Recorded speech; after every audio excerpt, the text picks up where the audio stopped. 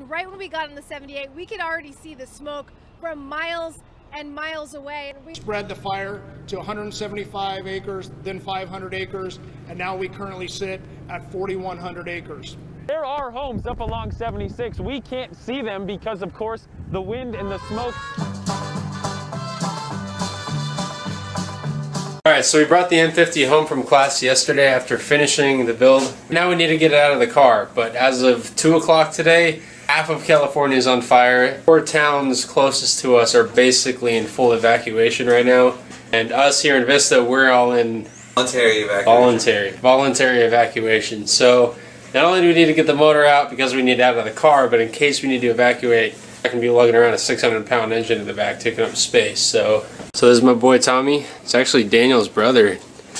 Okay, gang. So Daniel was supposed to come, but he had to go help his girlfriend evacuate, so he's not here. So he didn't help me evacuate. He didn't even help. Yeah, so weak, bro, weak. We got it. Tommy builds cars too. You like that? It looks fucking nice though. Right? Stout. This is a really bright orange. Came out really nice. It's really bright. It gets dirty pretty easy though. But your shit paint job, you know. Yeah, that's what I'm saying.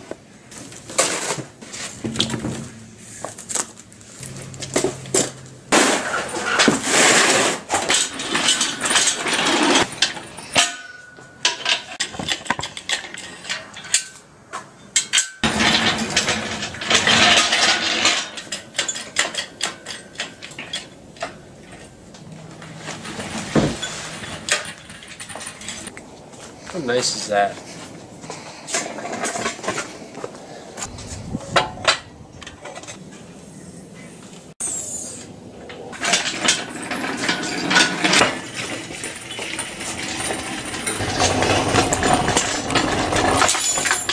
Stout. There she is. So I've got all the air ports and coolant ports blocked off with tape, just so dust doesn't get on it.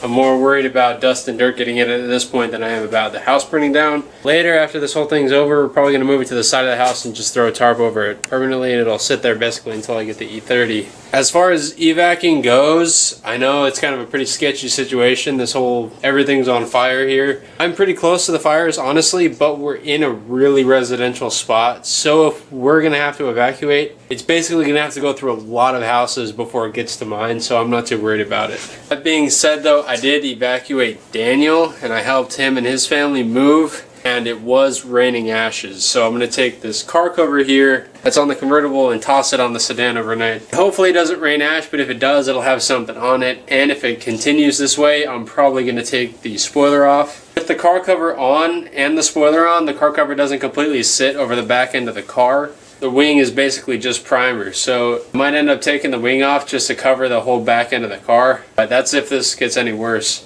Just wanted to let you guys know that I am safe, and yes, I'm pretty close to where all the fires are, but we good. Thank you guys so much for watching. Keep it fresh, and I will see you guys later.